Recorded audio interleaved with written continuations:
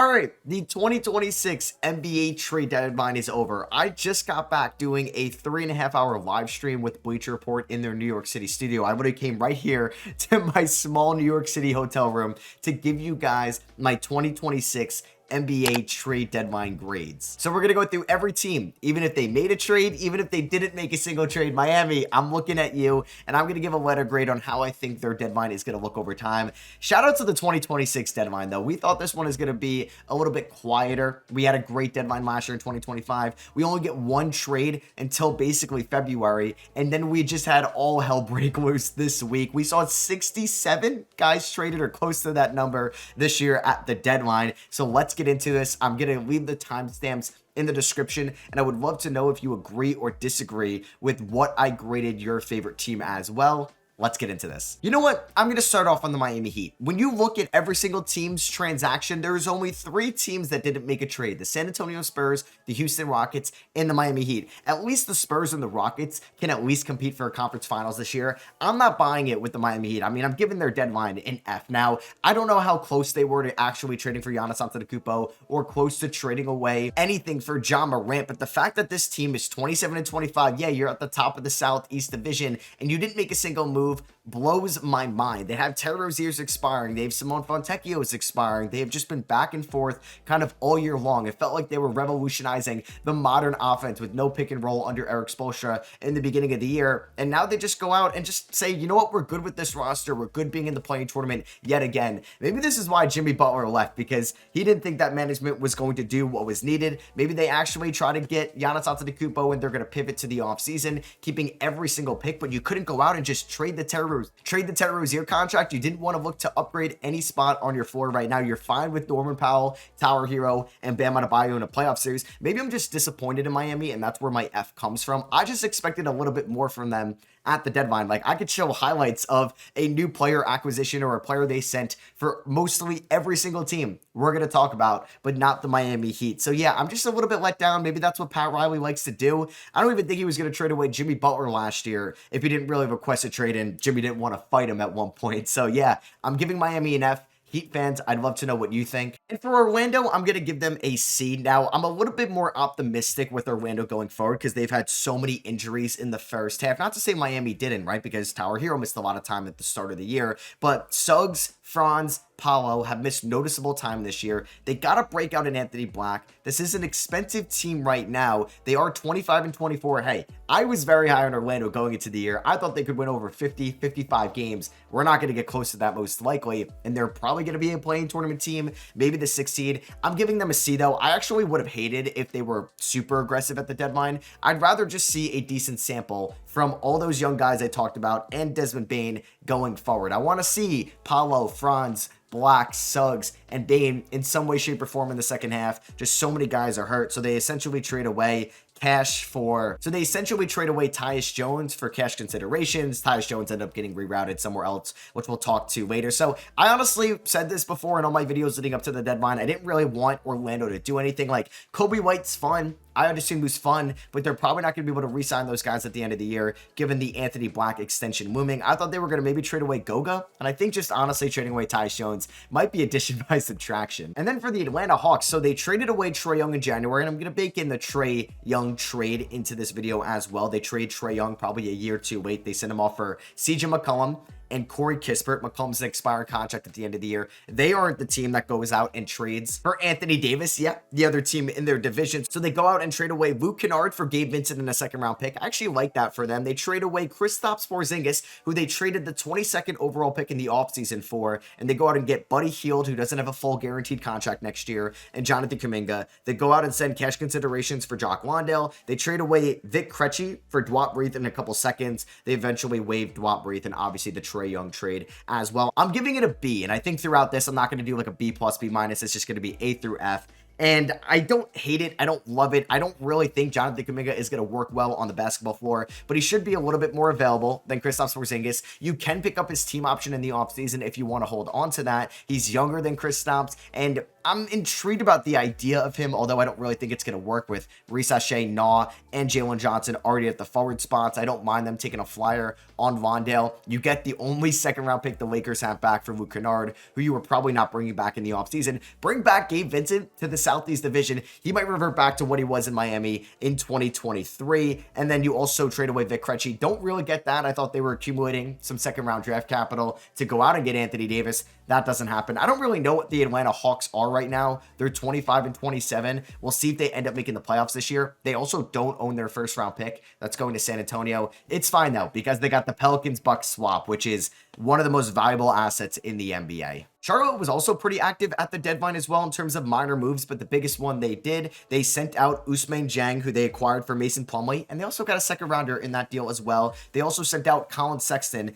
and they acquired Kobe White, Mike Conley, and 3 second-round picks as well. And Chicago also acquires 3 second-round picks. Charlotte gets Kobe White. He returns to the state of North Carolina, where he went to high school, and he played at the University of North Carolina. They also get Mike Conley, who they're eventually going to waive, and he's going to maybe sign back with Minnesota or somebody else. And then they also get Tyus Jones for cash considerations. And then they trade away Tyus Jones for Malachi Branham, who the Mavericks got in a trade about a team we're going to talk to about next. I'm going to give Charlotte a B. Didn't love it, didn't dislike it. I would have loved it if they traded away Miles Bridges and maybe sold high on his value. Maybe they weren't getting back a first round pick out there, something they really wanted to get. But you take Kobe White, who isn't really that much of an upgrade over Colin Sexton, but he's a slightly better defender. He's a little bit bigger. And I think it's a cool story bringing back to the state of North Carolina. So if you put it in the C to D range, that's fine with me. I don't think Charlotte did anything crazy. Honestly, they didn't need to. They are 8-2 in their last 10. They're on a 7-game winning streak when I'm recording this video. They've been one of the more entertaining teams to watch because of how healthy they've been and their young core taking a leap. So, I'm glad they didn't make any short-sighted, too aggressive moves going forward. And then the Washington Wizards, maybe the most active team this year at the deadline in terms of making WTF trades. So they only made 2 trades. They sent out CJ McCollum and Corey Kispert for Trae Young back on January 9th. Honestly,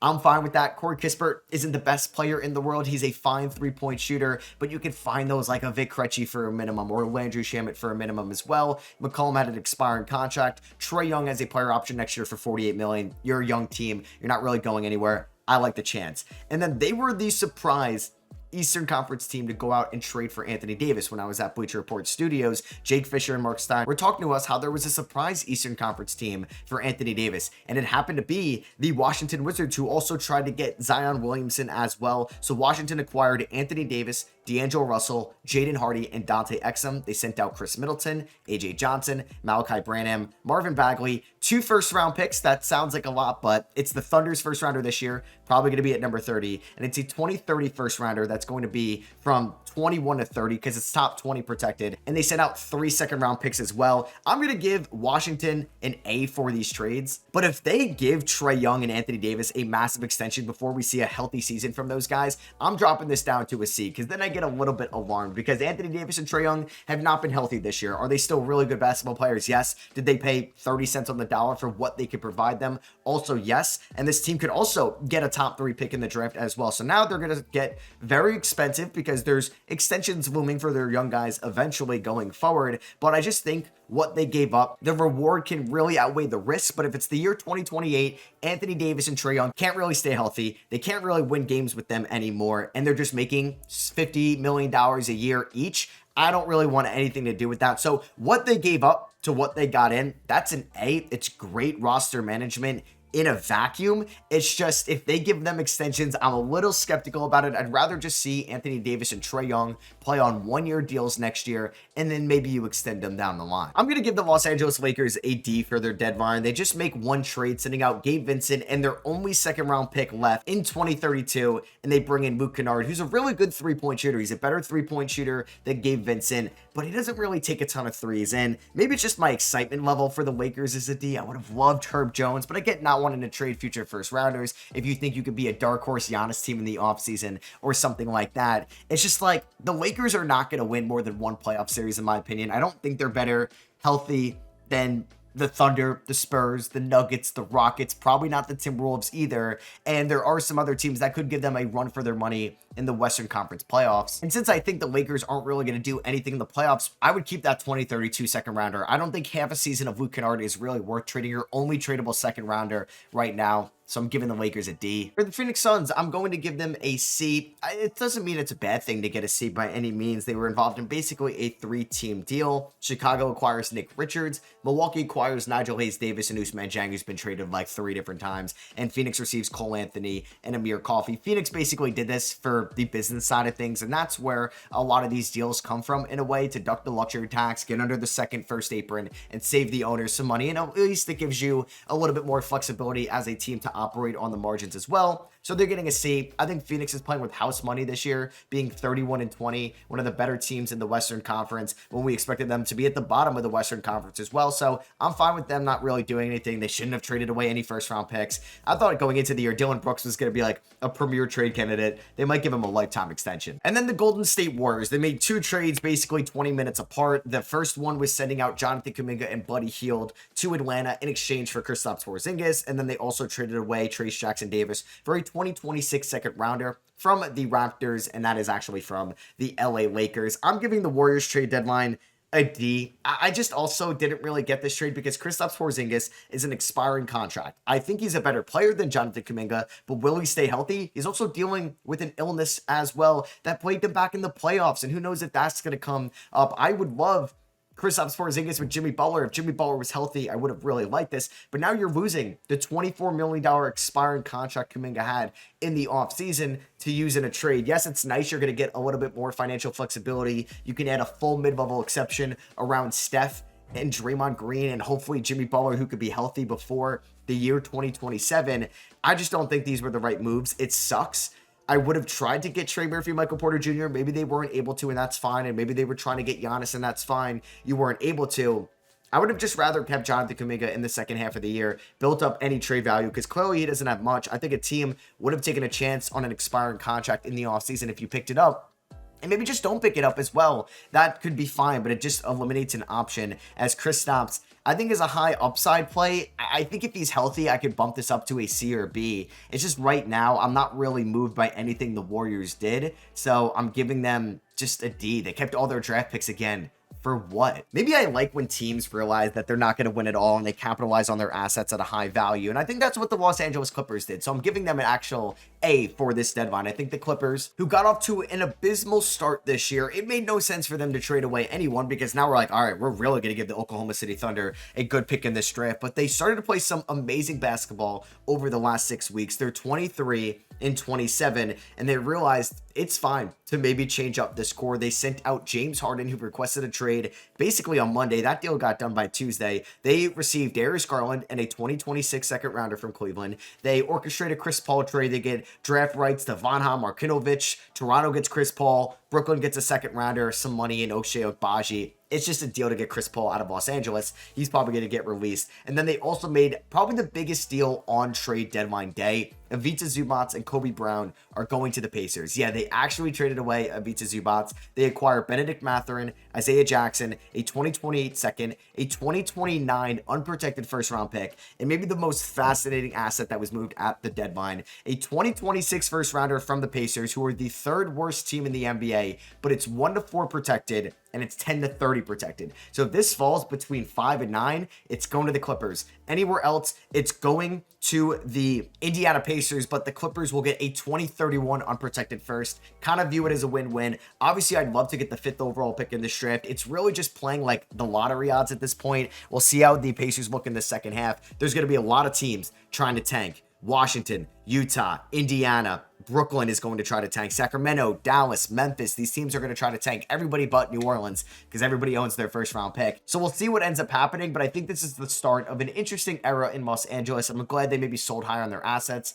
I thought they were going to move Kawhi Leonard, but I guess not, just because who knows if he's going to get suspended about the aspiration scandal. So we'll see about that in the offseason. But yeah, I'm going to give the Clippers an A from this deadline, and maybe that comes back and bite me, but I like what they did. And for the Sacramento Kings, I'm going to give them a D. They only made one trade, and that was the one that happened on February 1st, a late Saturday night. They trade away basically Keon Ellis, Dennis Schroeder, and Dario Saric. Chicago gets some second rounders. Cleveland also gets Emmanuel Miller, and Sacramento gets DeAndre Hunter. So they get more expensive for next year in DeAndre Hunter. And I talked about this when I made a video when that trade went down. I don't actually hate this for Sacramento. A lot of people were clowning them. I just hate that they didn't do anything else. They couldn't trade Russ for a second. I don't know if they're going to buy him out. They didn't trade DeRozan, didn't trade Levine, didn't trade Sabonis, didn't trade Malik Monk. They traded the one guy in Dennis Schroeder who they overpaid for maybe in the offseason a little bit. And they just, I don't know, didn't really do anything. I want the Kings to lose games in the second half. And this team was so bad that they're 12-40. That is so much worse than I originally thought. They need to just release Russell Westbrook. He might help them win games. They have a very insane tank race for them going forward. Like, so many teams are going to be tanking, and I just hope the Kings don't win meaningless games in March when everybody's tanking around them. But DeRozan and Levine are going for 30 each a night for what? To give you the 9th overall pick instead of the 2nd overall pick? I'm giving it a D. I don't know if they could have really traded anybody else. I'm glad they didn't trade for Ja.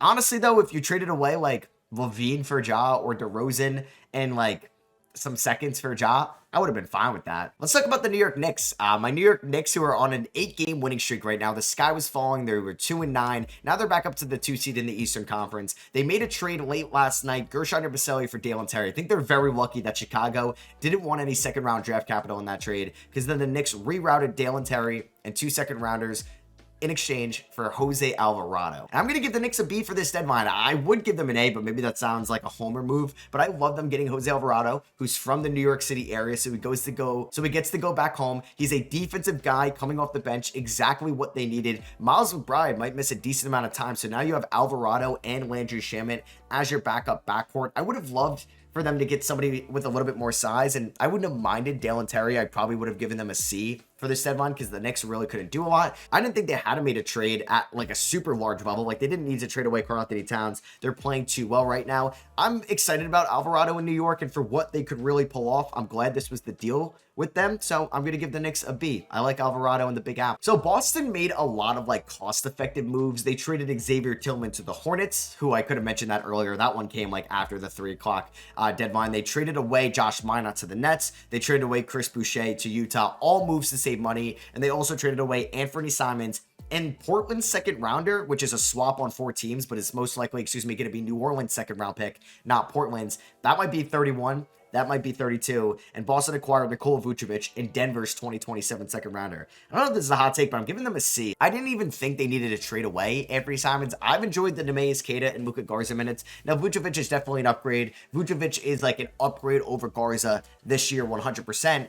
But can Vucevic defend in a playoff series? I don't know. There's going to be some playoff games from Boston where they're just knocking down like 60% of their threes, and it's just game over from the first quarter. They just beat the Rockets by 20, 30 points with no Jaylen Brown, and like Ron Harper's going off and Baylor Shireman's going off. I just didn't really like the Vucevic move. Every other move was to save money. I know Minott really wasn't in their rotation anymore. Same with Boucher and Tillman. I'm giving it a C. I'm just not the biggest fan of Vucevic, and I'm surprised Brad Stevens is. But honestly, if Brad Stevens likes him, maybe I should like him more. Handing out my second F of the video, the Philadelphia 76ers, who made 2 trades. They sent Eric Gordon to save some money. They sent him out to Memphis to now give Dominic Barlow a standard contract. I don't mind that. The trade I didn't like, Jared McCain to OKC for 3 seconds and the 24th overall pick in the draft right now from the Houston Rockets. So maybe that turns into the top 20 if Philly's a little bearish on Houston, and maybe Houston doesn't have the greatest second half in the world. But yeah, they're giving the 24th overall pick right now to Philadelphia and 3 seconds. That, you know what, it's OKC seconds, it's maybe a Miami second, it's a Milwaukee second, like those, maybe the Milwaukee second, something like that. I just think they sold low on Jared McCain. I don't think you could draft somebody with Cerny at 24 that will ever have as electric of a 30-game stretch or 20-game stretch that Jared McCain had last year as a rookie. He's had a lot of injuries since. Maybe Philly just really doesn't think he's going to bounce back to what he was. But if Sam Presti likes him, I should like him. And McCain isn't going to average that many points in OKC just because there's all these mouths to feed. But they have a lot of injuries right now, and I think McCain is going to step up for the Thunder. So I'm actually giving Philly an F. I'm just not a big fan of this deadline move for them. I just thought it was a little short-sighted.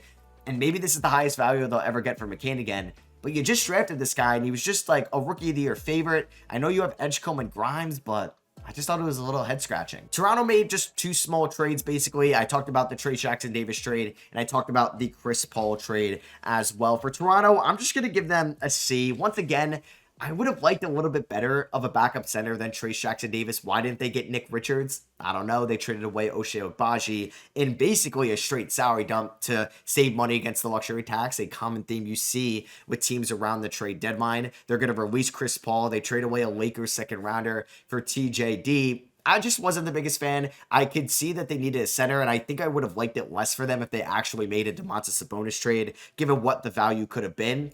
I just think Toronto needed another center. They get one. Like, I'm fine with Trey Jackson-Davis. He's not good. He's not bad. He's just right there in the middle, and he's cheap as well. I think Toronto is just fine being like the 5 to 8 seed, which is probably where they're going to end up. And for the Brooklyn Nets, they do what they've kind of been doing as they're in their rebuild. They take on just teams' money so they could duck the luxury tax, and they can maybe get a second-round pick out of it. They basically got a second-round swap from Denver for taking on Hunter Tyson's $2.2 million. They took on Josh Minott from the Celtics. I believe they waived Hayward Highsmith. They took on Ochai Agbaji, a 2032 second and $3.5 million in that Chris Paul trade. They didn't trade away Michael Porter Jr. They released Cam Thomas. They didn't trade away Nick Claxton. I'm giving Brooklyn a C. I mean, I would have sold high on Michael Porter Jr. Maybe they didn't love any of their offers. Now, Brooklyn doesn't own their first round pick next year, but maybe they're fine with MPJ missing some time in the second half, letting the young guys get their run time, and they also have a tank off of the lifetime with so many teams fighting for the best odds in the lottery. So I really wasn't moved at all by Brooklyn's deadline. Giving it a C is just pretty much what I expected. I thought they were going to trade MPJ, though. I mean, I'm giving Oklahoma City an A. If I'm giving Philadelphia an F, I got to give Oklahoma City an A. So they trade away Ousmane Dieng in a second rounder for Mason Plumlee, who they released. They basically just get and save money under the luxury tax like teams do. But they went out and traded for Jared McCain that I just talked about for Philadelphia. I love this for them. Jared McCain is going to generate so many open threes in OKC's offense. He's also incredibly cheap since he was a non-lottery pick in the 2024 draft. So they get him at an absolute bargain price, like Isaiah Joe is, like Aaron Wiggins is, like AJ Mitchell is. Sam Presti likes these guys at a certain value. And honestly, I'd rather get Jared McCain right now than just see what the 24th overall pick can be. Like, he could be good. He could be a Jared McCain, right? It's like that box meme from Family Guy. And maybe it's somebody really good. Daryl Morey is a good drafter, but I just think OKC did very well with this McCain trade. And hey, the rich get richer. They're 40-12, and they needed a guard now that Shea's going to miss some time. I'm just giving Denver a C. They ducked the luxury tax. Thank God they didn't trade away Peyton Watson for anything. I don't think that was ever going to transpire because Watson was playing really well. They also traded away Hunter Tyson so they can give Spencer Jones a two-way standout, a standard contract for the rest of the year, which makes all the sense in the world. They think they could win it all this year. They didn't really make any all-in moves or like all-out moves at all, you could say. They're eventually going to get back Aaron Gordon and Cam Johnson this year as well. I still think they could win the finals this year. I don't think the deadline changed that at all. So yeah, the Minnesota Timberwolves didn't go out and get Giannis Antetokounmpo that maybe Shams was reporting that they could end up doing. They made a weird trade on February 3rd, basically trading away Mike Conley, a first round pick swap with the Pistons, which actually would bump up the Pistons like 5 or 6 spots right now. And they just got cash in that deal to save some money. And they were able to trade away Rob Dillingham, just realizing it's a sunk cost, Leonard Miller, and 4 second rounders for Ayo Dosunmu and Julian Phillips. I'm giving Minnesota an A. Now, this could change retroactively if they lose Ayo Dosunmu in free agency, but they should be able to afford him. Dosunmu gives you a little bit more size than somebody like Kobe White, Dennis Schroeder, who we've mocked a ton at the deadline this year. Dosunmu is peaking maybe at the right time, having the best year of his career at the right time as well. He's been an elite three-point shooter, and it's going to be so much better than Mike Conley and Rob Dillingham. It's literally going to be a night and day difference, and I'm really excited to see Ayo Dosunmu in Minnesota. It's crazy because maybe if they never traded up for Rob Dillingham, they would have had the ammo to go out and get Giannis. Either way, though, I'm glad they added somebody like Ayo. I couldn't watch Rob. I couldn't watch Mike Conley, who they might get in the buyout market, who knows, in the second half anymore. So I'll say it's 2 thumbs up. I'll give them an A. For the Portland Trailblazers, I'm just going to give them a B here. They also just made one trade at the deadline, basically sending out 2 second rounders in Dwap Reith for Vic Krejci. Have you watched the Portland Trailblazers bench this year? It is rough at times. I've enjoyed some Caleb Love minutes, some City Sissoko, Ryan Rupert, Chris Murray. Let's get a good three-point shooter, a better wing/guard in Vic Krejci coming off the bench, who's incredibly cheap this year and next year. I don't really know what Portland's long-term goal is since Dame is going to be like 35, 36 next year, off an Achilles tear. Drew Holiday's older. Jeremy Grant's making a lot of money. I don't think it was fair to put them in any Giannis trade, and they're just giving Milwaukee their picks back for basically nothing. So I'm fine with what they did. Just giving it a B. I like Vid in Portland. And the Utah Jazz, they are getting an A here. The Northwest Division next year is going to be insane with OKC, Denver, Minnesota, Portland, and now Utah, who's probably on the rise. So Utah's first rounder this year is top 8 protected to the Oklahoma City Thunder. So it makes all the sense in the world for them to tank in the second half of the season. They're 16-35. They've been tanking for the last month. They go out and trade for Jaren Jackson Jr., a healthy Jaren Jackson Jr., who's going to get hurt probably very soon. Wink, wink. They acquire Jaren Jackson Jr., John Conchar, Jock Landale, who they rerouted to Atlanta, and Vince Williams for 3 first-round picks. Honestly, like, not the craziest first in the world. I think they could stomach what they gave up. Walter Clayton, Kyle Anderson, Taylor Hendricks, and George Niang. They also traded away, like I mentioned, Jock Landale. They acquired Lonzo Ball, who they released, but they got 2 free second-rounders from Cleveland in this deal. And they also acquired Chris Boucher from Boston, maybe for some cash or draft rights or second round draft capital. I'm giving Danny Ainge and the Utah Jazz an A for this deadline. Triple J's contract goes up $15 million in the offseason. So if you were going to acquire him, it's right now. The Jazz are tired of losing. This is going to be their last year rebuilding, and they go out and trade for Jaren Jackson Jr., who's going to be their best defender in that front court with Walker Kessler, which gets me really excited. We learned that the Indiana Pacers tried to trade for Walker Kessler. The price was too high, and Utah's going to have Keontae, maybe Darren Peterson, maybe AJ DeBanton, we'll see. Ace Bailey, Larry Markkinen, Triple J, Walker Kessler. They keep the upside of Cody Williams and Bryce Sensabaugh, Kyle Filipowski, and Isaiah Collier. They still have draft capital to trade as well. I'm a big fan of Utah's deadline because they could afford to make this move also with their loaded draft capital from the Donovan Mitchell and Rudy Gobert trades. And they had some financial wiggle room to get some like free seconds. I'm not like disappointed in the Pistons deadline. They only make one trade, and that was that 3-team deal with the Minnesota Timberwolves and the Chicago Bulls. They sent out Jaden Ivey and basically cash in this deal to acquire Kevin Huerter, Dario Saric, not going to be here, and a 2026 first round pick swap, which I like. I just don't really like the idea of Jaden Ivey to Kevin Huerter. Is Kevin Huerter better than Ivey right now? You could say so for a playoff series, but they had Duncan Robinson. They didn't trade away Karis LeVert, so I just thought there was going to be a chance for them to maybe make a big splash here at the deadline with financial wiggle room and LeVert's $14 million. I'm not saying that they had to go out and trade away Tobias Harris. I just thought they were going to make a little bit more of an aggressive play for the NBA Finals. I mean, they're 37-12. If it ain't broke, don't fix it. It's just like, I don't know if Kevin Huerter really moves the needle for them at all. Maybe C is a little bit harsh. Maybe you could also give it a B as well. I'm kind of in the middle there. It's just a lackluster return for Jaden Ivey, who, yeah, they probably couldn't afford at the end of the year. I just hate it ended like this. I've kind of flipped back and forth on what my stance is with Cleveland. I think it's another retroactive grade, so I'm going to give their deadline an A. James Harden helps them over Darius Garland to win a title this year. They save a lot of money against their luxury tax bill and against the second apron in the DeAndre Hunter trade. They actually add some depth in Dennis Schroeder and Keon Ellis, and they were able to trade away Lonzo Ball to save some money there as well. I still think they're going to be the LeBron James team in the offseason, but if they're a first round exit or a second round exit and there's drama with James Harden, I'm probably dropping this down to like a C. I think there's a lot of risk to this deal, and Darius Garland is 10 years younger than James Harden, and that is a really tough piece to part ways with. But Harden's better than Garland right now. The Eastern Conference is wide open. They have really good depth, and they're going to get Max Strus back at the end of the year as well. I would have liked maybe another backup big. I know they gave Naquan Tomlin a full standard contract going forward.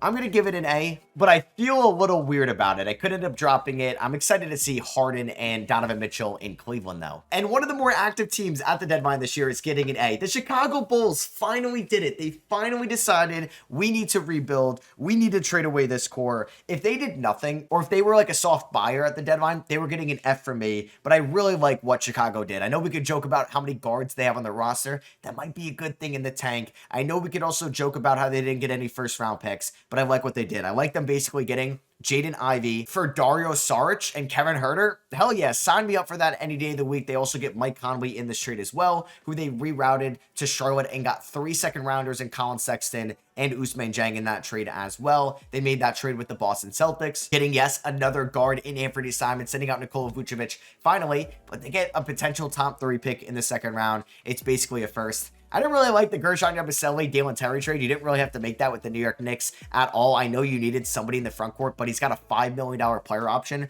that he's going to opt into next year. I'm a little indifferent about that one. And then they traded away Aida Sunmu, who I thought they were going to actually keep after they traded away Kobe White, but they get Rob Dillingham, another guard. Hey, you can see what he can do in the second half. You don't have to pick up his 4th-year option, and you get 4 second-round picks in this deal as well. They got double-digit second-rounders. They got Nick Richards, hey, a big in a deal that basically sent Ousmane Dieng to Milwaukee as well. So honestly, I'm giving Chicago an A. I'm finally glad to say it's a new era of Chicago Bulls basketball, and they have some competition in the tank off. I think Charlotte is going to leapfrog them in the play-in tournament towards the end of the year, but I'm just glad that we're just getting a new era of Bulls basketball. Maybe they get rewarded by the lottery gods this May. Oh man, the Milwaukee Bucks, probably the most talked about team at the trade deadline because of Giannis Antetokounmpo. I don't know how close we ever were to getting a Giannis trade. I think like when I was there with Jake Fisher and Mark Stein, there was definitely dialogue, but maybe nothing was really serious when they were talking. Shams reported like it was super serious and something was really going to go down. It makes sense for Milwaukee to kind of know what the lottery looks like in the offseason. Maybe they go after John Morant in the offseason or something like that. And now they can get teams 2033 first rounders if they were going to trade away Giannis. They acquired Nigel Hayes-Davis and Ousmane Dieng for Amir Coffey and Cole Anthony. Sure, why not? Maybe the Bucks do end up making the play-in tournament. They shouldn't. They want to get a top 10 pick, or at least they should, because it's a swap worst with New Orleans. I mean, I'm giving them a D, though. It's just all the speculation to not make really a single noticeable move. They don't trade away Kyle Kuzma. They don't trade away Bobby Portis. So you guys might also win meaningless games like the Sacramento Kings in the second half of the season. I would have looked to move those guys at one point as well. They're 20-29. They just beat the Pelicans with no Giannis. And are we just going to do the same old Giannis circus in the offseason? I'm glad Giannis is still a Buck because you know what? It's cool that he's been there this long and he could still retire as a Buck. It's just this Giannis gimmick where it's like, I want to leave. I don't want to leave. Like, I'm not effing leaving. He tweets that out as well. I don't know. It's just weird. Like, is this trade ever going to happen? I don't know. Are we going to sign an extension in the offseason? Who the hell knows at this point? And for the Indiana Pacers, who made a very big trade, like I said when I was talking about the Clippers, the biggest deal basically on the trade deadline day, they trade away Benedict Mathurin, Isaiah Jackson, and 2 first-round picks, as well as a second, for Ivica Zubac and Kobe Brown. So I don't mind them trading away Benedict Mathurin, who is a restricted free agent at the end of the year. I don't mind them trading away Isaiah Jackson either, because you just got a center. 2029 first, I shouldn't lose sleep over. Siakam might not be the same player then, but I'm still going to have Tyrese Halliburton. I'm still going to have Ivica Zubac. Them trading away their 2026 first was definitely the deal breaker with Los Angeles, because they probably didn't think that was on the table. Now, when I was at the Bleacher Report stream, Jake Fisher goes, they're actually trading the 2026 first, and my jaw dropped. I was like, what? But then it's got the protection on it. So it's 1-4 protected and 10-30 protected. There's a good chance this pick can go to the Clippers. Now, I have no idea how the next 31 games are going to look like for the Indiana Pacers. They could win a ton. They could lose a ton. Probably what's going to happen. Ivica Zubac, another non-injured player for the most part, is probably going to get some type of injury down the stretch. It's going to be an insane tank off towards the end of the year. I mean, I love this, though. They could have got him in the offseason, who knows? But Zubac has 2 more years at a nice price tag of like 19 and 20 mil. Halliburton gets probably the best center he's ever played with. I think current Zubac is better than like peak Miles Turner. I know they do things differently, but he's also cheaper than what Miles Turner went for in the offseason. So maybe, like, if this team gets a top pick and Zubac now with Halliburton coming back, they're probably the favorites to win the East next year. It's far from a given because who knows how Halliburton's going to look. But I love this for Indiana, honestly, so they're getting an A. I guess if we're going to just do a middle thing here, like, I don't really care about the San Antonio Spurs deadline. They didn't make a trade, and I didn't think they had to. I thought Miami had to make a trade more, and another team we're going to talk about next that also didn't make a trade. San Antonio didn't make a single move. Sure, I'll put it in the middle at a C. They're good. They're young. They're 34 and 16. Maybe they could have moved the Harrison Barnes contract. I'm surprised Jeremy Sohan didn't get moved either, so we'll see what happens in the offseason with that. I thought Houston was going to end up making a trade. They don't either. I'm actually going to drop their grade to a D just because you have some first-round picks. You have a Suns 2027 first, and what's a weaker draft actually on paper. You didn't trade away Finney-Smith, Clint Capella, Steven Adams, like another guard out there. You're cool running out Reed Shepherd and Aaron Holiday with no Fred VanVleet. I mean, Kevin Durant is getting up there in age, man. You got blessed with another healthy, good, elite Kevin Durant season, not maximizing the roster around him. I think it hurts a little bit. They're still a good team, but man, losing by 30 to the Boston Celtics at home, a team that didn't have Jaylen Brown, like that blows my mind. I'm not taking the Rockets seriously as a tier 1 contender. That's OKC and Denver, and then maybe Minnesota and San Antonio there. I think they're actually like maybe the 5th most imposing contender in the Western Conference right now. And I just, yeah, they didn't add a guard. Maybe they get somebody on the buyout market. I'm going to give the Memphis Grizzlies an A for their trade as well. I think it's a true win-win. I'm glad they're going in the other direction, trading away Jaren Jackson Jr. I think this could also drop to a B trade deadline, so they don't trade away John Morant. Is he going to play another game for the Memphis Grizzlies? I don't know. Is he going to get traded on draft night? Possibly. Who knows? He probably has to build up his trade value. Maybe they win the lottery and they build the team around Cameron Boozer and John Morant, for all I know. But I'm excited about Grizzlies basketball in the second half. they're probably going to tank as well. But hey, if I get a little bit more of Walter Clayton getting more shots, hell yeah. Taylor Hendricks, we'll see if he can revive some of his value as well. They get 3 first-round picks for Jaren Jackson Jr. I get to see more of the young guys. If they were able to get a first for Ja, I would have felt really confident about the A. Just since they weren't able to move Ja, it's just like a weird A, but I still like the Jaren Jackson Jr. trade for them. I'm going to give the Dallas Mavericks a D. It's just the Anthony Davis trade is a little underwhelming. So I mentioned it earlier with the Washington Wizards, but Chris Middleton probably going to get bought out or released or just not play for you that much. AJ Johnson, sure, you take a flyer on him, but now he's been traded twice. Malachi Branham, you already rerouted for Tyus Jones, who they said they wanted to sign in the offseason, and they got outbid for D'Angelo Russell. Basically, they had to pivot to D'Lo. Marvin Bagley, sure, a nice big. 2 first-round picks. I mentioned it earlier for the Wizards. These picks kind of stink. And 3 second-rounders. I think I would have just kept Anthony Davis at this price tag, to be honest with you. It just hurts because this is the Luka trade, like, fully complete. I'd rather Anthony Davis just not play for you in the second half. You don't own your first-round pick next year. You tank as well, and then maybe you're trading Anthony Davis in the offseason. Maybe you're keeping Anthony Davis with Kyrie Irving, with Cooper Flag, with the top pick in the draft. I'm glad they didn't trade away Najee Marshall. They couldn't trade away PJ Washington because of the restriction. I'm going to give it a D. I just didn't like the AD return. And lastly, the New Orleans Pelicans, the only team here at the bottom of the NBA that doesn't own their first round pick, 13-40, and apparently they have the most untouchable roster in the NBA. They make one trade, Jose Alvarado for Dalen Terry some seconds. Alvarado was probably going to leave you in the offseason, so I'm glad you guys did that, but I'm still giving them an F. There's no reason for Saddiq Bey to still be on this team. I'm not really positive anybody would have taken Jordan Poole or DeJounte Murray at this point, but you couldn't sell high on Herb Jones or anything like that moving forward as well. Could you have sold high on Yves Missi? There seemed to be a robust market for him, but I'm also fine that they kept Yves Missi given his age. It just felt like Joe Dumars. I just don't know what he's doing with this team, man. It's been a bad first year at the helm for Joe Dumars, and we'll see how they look throughout the rest of the year because they got to try to win games. They don't own their first. So that is going to be for me. I hope you guys did enjoy. If you did, I would appreciate you dropping a thumbs up. Let me know down below what you guys think of the 2026 deadline. Let me know if you agree or disagree with the grades that I gave you guys. Subscribe if you're not already. We're going to have some very fun videos out soon. I'm going to rank all 30 teams after the deadline tomorrow. Mock draft post deadline on Saturday. Ranking every team's future on Sunday. Make sure you are subscribed. The grind doesn't stop. Catch y'all on the next one. Peace.